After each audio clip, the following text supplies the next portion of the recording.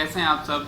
आज के इस वीडियो में देखना है lifelines of national economy chapter के सारे वन वर्ड क्वेश्चंस जो MCQ fill in the blanks या ट्रू फॉल्स की तरह आपके एग्जाम्स में पूछे जाते हैं। ठीक है, चाहे वो मैप से भले ही सिलेबस से हटा दिए गए हों, लेकिन फिर भी एमसीक्यू की तरह आपके बोर्ड एग्जाम्स में पूछ लिए जाते हैं। तो चलिए हम लोग आज देखेंगे सब सारे क्वेश्चन वन बाय वन। ठीक है, सबसे पहले हमारा सेक्शन ए आता है आज की वीडियो में। सेक्शन ए में हमारे एमसीक्यूज हैं। एमसीक्यू में पहला एमसीक्यू हमारा क्या कह रहा है? पहला एमसीक्यू हमारा कह रहा है the highway projects in India are being implemented by which organisation. तो ये क्वेश्चन बहुत सिंपल है बेटा, आपको पता होगा national highway authority of India, यानी कि जो national highway authority of India है वही सारे नेशनल हाईवेज को बनाने का और उन्हें मेंटेन रखने का दायित्व निभाती है। तो यहाँ से ऑप्शन सी सही हो जाएगा आपका।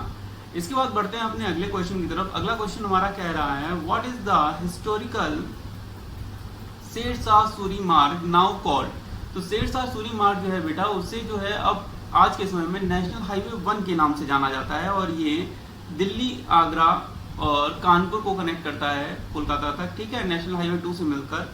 तो यहाँ से हमारा ऑप्शन बी सही हो जाएगा। आप इमेज में देख भी सकते हैं। ठीक है, मैंने इंक्लूड कर दिया है। अगला क्वेश्चन हमारा कह रहा है which of the following national highways covers most of the Rajasthan. तो राजस्थान में जो है हमारा नेशनल हाईवे 15 जो है वो मोस्टली एरिया कवर करता है, यानी national highway 15 major national highway है राजस्थान का। ठीक है, ये भी आप इमेज से देख सकते हैं। तो यहाँ से ऑप्शन डी सही होगा। इसके बाद बढ़ते हैं अपने अगले क्वेश्चन की तरफ। तो अगला क्वेश्चन हमारा कह रहा है roads linking a state capital with different district headquarters. तो स्टेट के अंदर डिफरेंट डिस्ट्रिक्ट्स को एक दूसरे से कनेक्ट करने का काम कौन करती हैं? ये काम करते हैं बेटा स्टेट हाईवेज। ठीक है, स्टेट्स को स्टेट से कनेक्ट करने का काम कौन करेगा? National highways. स्टेट के अंदर डिस्ट्रिक्ट को डिस्ट्रिक्ट हेडक्वार्टर से कनेक्ट करने का काम कौन करेगा? State highways. तो यहाँ से ऑप्शन आपका सी सही होगा। इसके बाद अगला क्वेश्चन हमारा कह रहा है which organisation constructs and maintains roads in the border areas. Border areas की बात कर रहा है बेटा, तो हमने आपको कितनी बार बताया है बॉर्डर रोड्स की मेंटेनेंस के लिए बीआरओ यानी बॉर्डर रोड ऑर्गेनाइजेशन का एस्टेब्लिशमेंट किया गया था 1960 में। तो 1960 में बीआरओ का ऑर्गेनाइजेशन बीआरओ जो है एस्टेब्लिश किया गया था बॉर्डर रोड्स को मेंटेन करने के लिए, जिससे कि बॉर्डर रोड्स को मेन सेंट्रल हाईवेज और नेशनल हाईवेज जो है उनसे कनेक्ट किया जा सके। यहाँ से आपको ऑप्शन बी सही होगा। इसके बाद बेटा आपका अगला क्वेश्चन आता है how many railway zones are there in our country. India में, भारत में कितने रेलवे जोन है? तो भारत में मेन जो है वो 5 रेलवे जोन है, आपको पता होगा, नॉर्थ, ईस्ट, वेस्ट, साउथ और सेंट्रल। ठीक है, लेकिन इनके बीच सब्सिडरी रेलवे जोन्स भी बनाए गए हैं, जिनको मिलाकर कुल रेलवे जोन्स की संख्या कितनी हो जाती है? 16। तो यहाँ से आपको ऑप्शन बी सही होगा। ठीक है बेटा। इसके बाद नेक्स्ट क्वेश्चन हमारा आता है which one of the following is not an advantage of pipeline transportation. Pipeline transportation के एडवांटेजेस की बात की जा रही है। तो यहाँ से आप देखेंगे जितने भी ऑप्शन दिए गए हैं ए बी सी, ये सभी एडवांटेजेस में ही आते हैं। ठीक है, जो नहीं आ रहा है एडवांटेज में, डिसएडवांटेज में आ रहा है, वो है बेटा option D initial cost of laying pipeline is high. यानी शुरुआत में पाइपलाइन ट्रांसपोर्टेशन के लिए जो पाइप्स बिछाई जाती हैं उन्हें बिछाने काफी महंगा पड़ता है, जो कॉस्टली होता है, और ये डिसएडवांटेज में आता है। रनिंग कॉस्ट और मेंटेनेंस कॉस्ट लो रहती है, ये एडवांटेज है, लेकिन जो लेइंग कॉस्ट है, इनिशियल लेइंग कॉस्ट है, वो हाई होती है, ये डिसएडवांटेज में आता है। इस वजह से यहाँ पर नॉट एन एडवांटेज पूछ रहा है यानी डिसएडवांटेज पूछ रहा है। तो यहाँ से ऑप्शन डी सही होगा। इसके बाद बढ़ते हैं बेटा अगले क्वेश्चन की तरफ। अगला क्वेश्चन हमारा कह रहा है which of the following reasons is suitable to construct railway lines. Railway lines construct करने के लिए कौन सा रीजन सुटेबल रहता है? तो पहाड़ों पर या प्लेटू रीजन में रेलवे लाइंस कंस्ट्रक्ट करना थोड़ा सा मुश्किल होता है। हिमालय माउंटेन कहें, गारो खासी जयंतिया हिल्स कहें या राजस्थान डेजर्ट कहें, यहाँ पर रेलवे लाइन कंस्ट्रक्ट करना थोड़ा सा मुश्किल रहता है। लेकिन नॉर्दर्न प्लेन्स जो है बेटा, नॉर्दर्न प्लेन्स, यहाँ पर रेलवे लाइन कंस्ट्रक्ट करना बहुत ईजी रहता है। इसी वजह से ऑप्शन सी यहाँ पर सही होगा। इसके बाद बढ़ते हैं अपने अगले क्वेश्चन की तरफ। अगला क्वेश्चन हमारा कह रहा है the Konkan railway has connected places situated. Konkan region बेटा कहाँ है? ये हमने आपको बताया था जब वेस्टर्न कोस्ट पढ़ा रहे थे, तो हमने आपको बताया था वेस्टर्न कोस्ट 3 पार्ट में डिवाइड है। सबसे ऊपर कोंकण, उसके नीचे कन्नड़, उसके नीचे मालाबार कोस्ट। तो कोंकण रीजन जो है वो महाराष्ट्र को कनेक्ट करता है वेस्टर्न कोस्ट से। तो यहाँ से ऑप्शन आपका कौन सा सही हो जाएगा? Along the western coast of India, यानी कि ऑप्शन सी सही होगा। इसके बाद बढ़ते हैं बेटा अपने अगले क्वेश्चन की तरफ। अगला क्वेश्चन हमारा कह रहा है narrow gauge railway line is found in. Narrow gauge बेटा हमने आपको बताया था, रेलवे गॉज जो है वो रेल की पटरियों के बीच में डिस्टेंस उठाया जाता है। ठीक है, और जिसके अकॉर्डिंग रेलवे लाइंस जो है 3 पार्ट में डिवाइड की गई। वैसे तो 4 पार्ट होता है, पर मेन जो है तीन थी, ब्रॉड, मीटर और नैरो। नैरो जो है वो डिस्टेंस जो होती है 0.67 मीटर की होती है और ये मोस्टली हिल्स वगैरह में बनाए जाते हैं, ठीक है। तो यहाँ से आपका ऑप्शन कौन सा सही हो जाएगा, the hilly areas Darjeeling, Shillong and कोटी, यानी कि ऑप्शन बी आपका सही होगा। इसके बाद बढ़ते हैं अपने अगले क्वेश्चन की तरफ। अगला क्वेश्चन हमारा कह रहा है the width of the broad gauge railway track is. Broad gauge जो होता है बेटा वो हमारा 1.67 मीटर का होता है, ठीक है। तो यहाँ से आपको ऑप्शन बी सही होगा। To be very specific 1.676 metre का होता है, ठीक है, ये याद रखिएगा, कभी कभी पूछ देते हैं। इसके बाद बेटा अगला क्वेश्चन हमारा आता है which one of the following is the oldest port of eastern coast of India. Eastern coast का ओल्डेस्ट पोर्ट कौन सा है, तो ओल्डेस्ट बेटा वो है जहां पर बहुत प्राचीन समय से जो है नेवी हमारी चल रही थी। तो ओल्डेस्ट में हमारा चेन्नई आता है बेटा, ये याद रखिएगा, चेन्नई, यानी कि जिसका प्राचीन समय में नाम क्या था, मद्रास। यहाँ से ऑप्शन डी सही होगा। बाकी जो पोर्ट दिए गए हैं बेटा इनकी भी खासियतें आपको पता होनी चाहिए। जैसे कोलकाता हाल्दिया दिया है तो ये रिवर लाइन पोर्ट है, इसके नीचे विशाखापट्टनम दिया है तो ये डीपेस्ट लैंड लॉक पोर्ट है, ठीक है।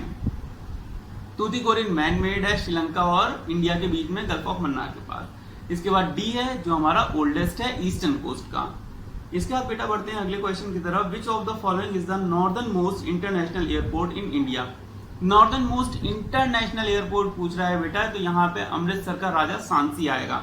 हमने आपको 6 इंटरनेशनल एयरपोर्ट बताए हैं, जब मैप वर्क आपको करा रहे थे तो हमने आपको बताया था 6 इंटरनेशनल एयरपोर्ट हैं, जिसमें नॉर्दर्न मोस्ट कौन सा था हमारा, राजा सांसी। कहां पर है, पंजाब के अमृतसर में।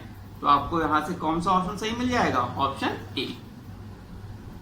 नेक्स्ट क्वेश्चन हमारा कह रहा है which one of the following is southern most international airport in India. Southern most international airport India में कौन सा है, तो साउदर्न मोस्ट बेटा देखो हमने जो आपको बताया है उसमें चेन्नई का मीनाम्बक्कम आता है, ठीक है। लेकिन इंटरनेशनल एयरपोर्ट यहाँ पर चूंकि ऑप्शन में दे दिया गया है, केरल का तिरुवनंतपुरम में इंटरनेशनल एयरपोर्ट है जो साउदर्न मोस्ट इंटरनेशनल एयरपोर्ट है, जिसका नाम क्या है, नाम हमने आपको बताया था, नाम है नेदुम्बुचेरी। तो यहाँ से आपका ऑप्शन ए सही होगा। जो केरल में है तिरुवनंतपुरम में नेदुम्बुचेरी इंटरनेशनल एयरपोर्ट, वो इंडिया का साउदर्न मोस्ट इंटरनेशनल एयरपोर्ट है, ठीक है। ये हमने आपको मैप में बताया था। इसके बाद नेक्स्ट क्वेश्चन आता है which of the following is not a means of communication. Communication का साधन इनमें से कौन सा नहीं है, रेडियो है, प्रेस ऑब्वियसली है, फिल्म्स भी हैं। रोड जो है वो हमारा ट्रांसपोर्टेशन का मींस है, कम्युनिकेशन का नहीं है। तो यहाँ से सी ऑप्शन इसमें गलत दिया हुआ है, तो यहाँ पे वही हमें बताना है, तो सी ऑप्शन सही हो जाएगा। इसके बाद बढ़ते हैं अपने अगले क्वेश्चन की तरफ। अगला क्वेश्चन हमारा कह रहा है which two of the following extreme locations are connected by east west corridor. East west corridor को कनेक्ट करने वाली एक्सट्रीम लोकेशंस कौन सी हैं। तो हमने आपको जब east west corridor map work में बताया था तो बताया था ईस्ट हमारा कहाँ से है, असम। असम में सिलचर से चलना शुरू करते हैं, गुवाहाटी से बिहार होते हुए यूपी, उसके बाद झांसी से निकलकर राजस्थान और गुजरात के पोरबंदर में, इतनी जगहों को कनेक्ट करता है ईस्ट वेस्ट कॉरिडोर। तो यहां से हमारा ईस्ट में असम का सिलचर और वेस्ट में गुजरात का पोरबंदर, इनको कनेक्ट करने वाला ईस्ट वेस्ट कॉरिडोर है। और सिलचर और पोरबंदर ही हमारी एक्सट्रीम लोकेशंस हो जाएंगी ईस्ट वेस्ट कॉरिडोर की। तो आई होप यहां से आपको सही आंसर मिल गया होगा, ऑप्शन बी सही होगा। इसके बाद बढ़ते हैं अगले क्वेश्चन की तरफ। अगला क्वेश्चन हमारा कह रहा है which mode of transportation reduces transshipment losses and delays. बहुत सिंपल है ये। अभी हम लोगों ने पाइपलाइन ट्रांसपोर्टेशन के एडवांटेज और डिसएडवांटेज देखे थे जब एक एमसीक्यू में आए थे, तो यहीं से हमें मिल जाएगा आंसर। सही क्या होगा, पाइपलाइन ट्रांसपोर्टेशन, ऑप्शन सी एकदम सही होगा। इसमें जो वेस्टेज है हमारा ट्रांसशिपमेंट, एक जगह से दूसरी जगह चीजों को पहुंचाने में, वो बहुत कम हो जाता है। इसके बाद अगला क्वेश्चन हमारा कह रहा है बेटा which one of the following states is not connected with the HVJ pipeline. HVJ pipeline से कौन से स्टेट्स नहीं कनेक्टेड हैं। तो एचवीजे का फुल फॉर्म आपको पता होना चाहिए, एच से हाजिरा, वी से विजयपुर, जे से जगदीशपुर। हाजिरा जो है बेटा हमारा ये गुजरात में पड़ता है, विजयपुर एमपी में पड़ता है और जगदीशपुर यूपी में पड़ता है। तो ये तीनों ऑप्शन तो नहीं होंगे, बचा हमारा महाराष्ट्र। तो एचवीजे लाइन जो है, पाइपलाइन जो है, ये कहां से नहीं जाती है, महाराष्ट्र से नहीं जाती है। तो यहां से ऑप्शन डी सही होगा आपका, ठीक है। इसके बाद अगला क्वेश्चन आता है which one of the following ports is the deepest land locked and well protected port along the east coast. अभी हमने आपको बताया जब चारों पोर्ट के हमने आपको स्पेसिफिकेशन बताई थी, तो यहां से कौन सा हो जाएगा, विशाखापट्टनम। डीपेस्ट और लैंड लॉक ये दोनों ही क्वालिटी किसमें है, विशाखापट्टनम में है। नेक्स्ट क्वेश्चन आता है हमारा बेटा, which one of the following is the most important modes of transportation in India. Most important transportation means वो होगा बेटा जिसका इस्तेमाल सबसे ज्यादा लोगों द्वारा किया जा रहा है, ठीक है। रेलवे इंडिया में 1853 में आई थी, लोग उससे पहले भी चल रहे थे, ठीक है। एयरवेज 1932 में आया था, 1952-53 में नेशनलाइज किया गया था, उससे पहले लोग उड़ नहीं रहे थे, ठीक है, लेकिन फिर भी ट्रांसपोर्टेशन हो रहा था। तो पाइपलाइन ट्रांसपोर्टेशन 1962 में आया था, ठीक है। तो कौन सी ऐसा ट्रांसपोर्टेशन मीन है जो पहले से चला आ रहा है और जिसका इस्तेमाल आज भी ढेर सारे लोगों द्वारा किया जाता है, तो वो है हमारा रोडवेज। तो मोस्ट इंपॉर्टेंट मीन्स क्या होगा, रोडवेज। एक बार रेलवे बंद हो जाए, अभी लॉकडाउन में देखा था ना आपने, अभी रेलवे बंद हो जाए, फ्लाइट बंद हो जाए, लोग चल लेंगे, लेकिन अगर रोड पर चलना मना कर दिया जाए तो क्या लोग चल पाएंगे? बिल्कुल नहीं। तो मोस्ट इंपॉर्टेंट मीन्स कौन सा हो जाएगा, रोडवेज फॉर पैसेंजर्स, ठीक है। पैसेंजर्स के लिए सबसे इंपॉर्टेंट क्या होगा, रोडवेज। इसके बाद बढ़ते हैं बेटा अगले क्वेश्चन की तरफ। अगला क्वेश्चन हमारा कह रहा है, which one of the following terms is used to describe trade between 2 और मोर कंट्रीज। तो 2 या 2 से अधिक देशों के बीच में जब व्यापार होता है तो उससे हम लोग क्या कहते हैं, उससे हम लोग कहते हैं इंटरनेशनल ट्रेड। तो यहां से आपका ऑप्शन कौन सा सही हो जाएगा, ऑप्शन डी सही होगा, इंटरनेशनल ट्रेड। बढ़ते हैं नेक्स्ट क्वेश्चन की तरफ। नेक्स्ट क्वेश्चन हमारा कह रहा है, the golden quadrilateral super highways connect. Golden quadrilateral जो है हमारा वो बेटा कनेक्ट करता है 4 महानगरों को।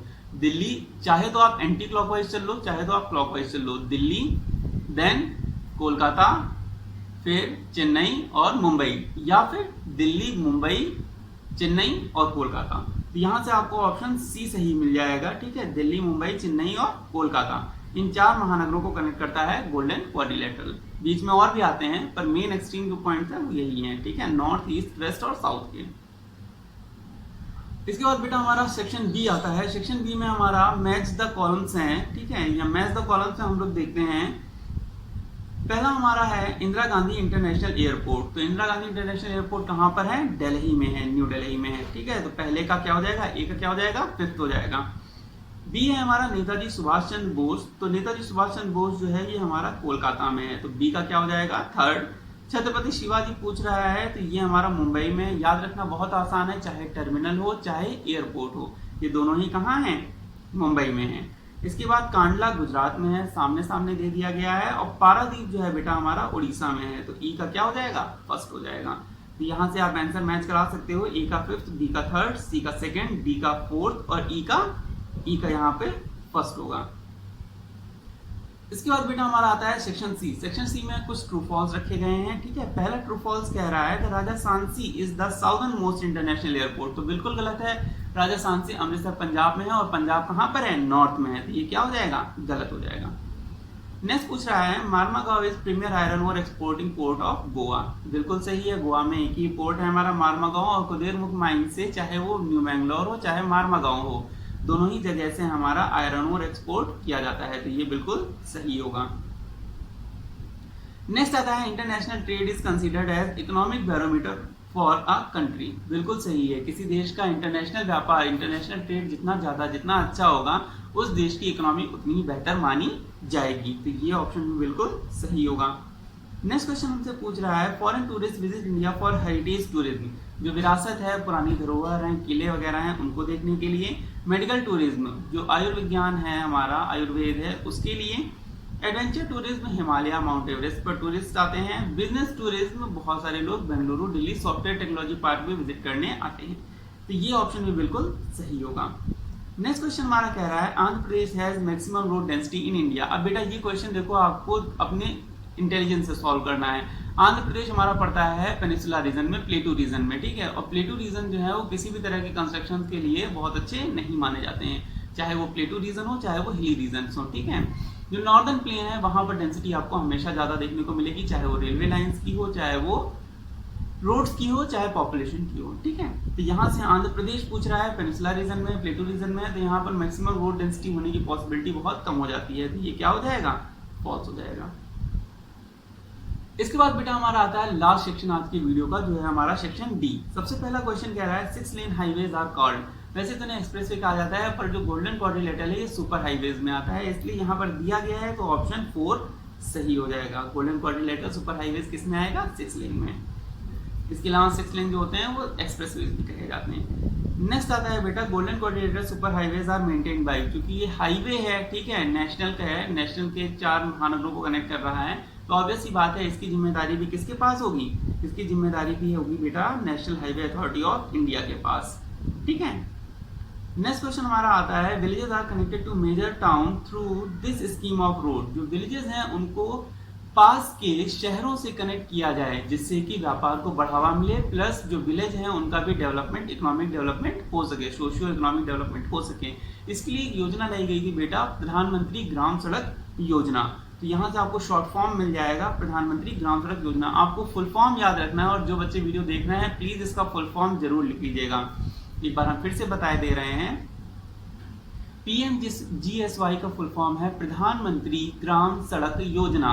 इसका उद्देश्य था जो रिमोट एरियाज में गांव हैं उन्हें पास के बड़े शहरों से कनेक्ट किया जाए जिससे कि सोशियो इकोनॉमिक डेवलपमेंट को बढ़ावा मिल सके। तो यहाँ से ऑप्शन आपका बी सही हो जाएगा, प्रधानमंत्री ग्राम सड़क योजना PMGSY। इसके बाद बेटा अगला क्वेश्चन आता है border roads are constructed by, border roads हमने अभी आपको बताया BRO का एस्टेब्लिशमेंट हुआ था 1960 में, और BRO ही जो है बॉर्डर रोड्स को मेंटेन और कंस्ट्रक्ट करने का जिम्मा लेती है। तो यहाँ से ऑप्शन आपका डी सही होगा। नेक्स्ट क्वेश्चन कह रहा है provides door to door connectivity. बहुत सिंपल है, एयरवेज हम अपने दोस्त के घर हवाई जहाज से नहीं जाते हैं, अगर हमें मोहल्ले में जाना होता है। रेलवे और वाटरवे भी हमें इजीली अवेलेबल नहीं मिलता है हर जगह, लेकिन रोड्स ऐसी हैं जो हर जगह मिलती हैं और एक घर से दूसरे घर तक आसानी से पहुंचा देती हैं। तो यहाँ से ऑप्शन बी सही होगा। सिक्स क्वेश्चन कह रहा है बेटा बल्क कैरियर अक्रॉस नेशंस, देश के बाहर, अक्रॉस नेशंस कह रहा है, देशों में, एक देश से दूसरे देश भारी सामान पहुंचाने में कौन मदद करता है, तो ये वाटरवे मदद करता है। जो पानी के जहाज चलते हैं बेटा वो भारी सामान एक जगह से दूसरी जगह ले जाते हैं, लेकिन रोडवेज और रेलवेज ये इनलैंड ट्रांसपोर्टेशन का मीन है। एयरवे जो है वो अक्रॉस नेशन जा सकता है लेकिन उससे भारी सामान पहुंचाना पॉसिबल नहीं है, हमने आपको एग्जांपल दिए थे।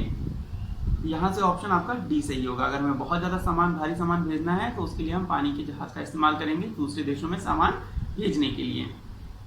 नेक्स्ट क्वेश्चन कह रहा है बेटा bulk carrier with in India, देश के अंदर भारी सामान एक जगह से दूसरी जगह पहुंचाने के लिए क्या इस्तेमाल करते हैं, तो हमें पता है रोड से अगर ले जाएंगे तो रास्ते में पुल पड़ते हैं, ओवर ब्रिज पड़ते हैं, पुल पुराने हैं, ओवर ब्रिज छोटे हैं, तो भारी सामान हम नहीं ले जा सकते हैं, ठीक है। इनलैंड वाटर ट्रांसपोर्टेशन हर जगह अवेलेबल नहीं है क्योंकि सारी नदियां पेरिनियल नहीं है, तो बचता है सिर्फ रेलवे हमारा, ठीक।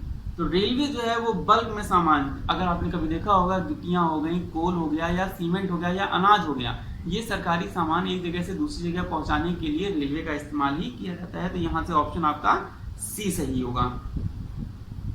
इसके बाद बेटा हम अगला क्वेश्चन देखते हैं principal mode of transportation for freight and passenger in India. अब देखिए यहाँ पे principal mode for freight and passenger दोनों के लिए पूछा जा रहा है। फ्राइट का मतलब होता है सामान ढोने वाला, ठीक है, जो सामान एक जगह से दूसरी जगह ले जाया जाता है किराया लेकर, उसकी बात हो रही है। तो पैसेंजर्स और फ्राइट इन दोनों के लिए जो इंपॉर्टेंट मीन्स ऑफ ट्रांसपोर्टेशन है वो हमारा क्या होगा, वो हमारा रेलवे होगा। फिर से याद रखिएगा, सबसे ज्यादा सामान बल्क में एक जगह से दूसरी जगह पहुंचाने के लिए प्लस पैसेंजर्स को बल्क में एक जगह से दूसरी जगह पहुंचाने के लिए प्रिंसिपल मीन्स ऑफ ट्रांसपोर्टेशन हमारा कौन सा होता है, रेलवे।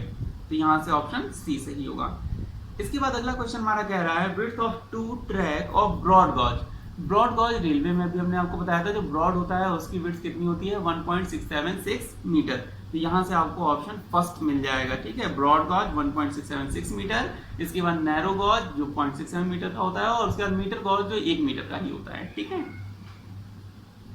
इसके बाद अगला क्वेश्चन हमारा कह रहा है नेचुरल हार्बर इन इंडिया। बेटा नेचुरल हार्बर इंडिया में बहुत सारे हैं, ठीक है, पर नेचुरल हार्बर इन इंडिया जो बड़े पानी के जहाजों को एक जगह से दूसरी जगह या किनारे तक लाने में मदद करता है, ठीक है। देखो बेटा पोर्ट और हार्बर में डिफरेंस होता है। पोर्ट वो होते हैं जो किनारे तक जहाज आने दें, हार्बर वो होते हैं जो और ज्यादा गहरे होते हैं और जिनमें भारी जहाज भी किनारे तक आ सकते हैं। तो नेचुरल हार्बर की अगर हम बात करें तो मुंबई है, ठीक है, याद रखिएगा। मुंबई जो है वो बहुत ज्यादा गहरा है, बहुत ज्यादा हॉलो है, गहराई वाला है, जिसकी वजह से भारी पानी के जहाज भी किनारे तक आ जाते हैं, ठीक है, और इसीलिए इसको हार्बर कहा जाता है। हार्बर और पोर्ट में यही डिस्टिंग्विश होता है, थोड़ा सा याद रखिएगा। हार्बर बड़े पानी के जहाजों को भी किनारे तक आने देते हैं, क्यों, क्योंकि वो किनारे तक ज्यादा गहरे होते हैं, ठीक है। तो यहाँ से आपका ऑप्शन डी सही हो रहा है। और इसके बाद अगला क्वेश्चन जो है वो भी इसी का आंसर है।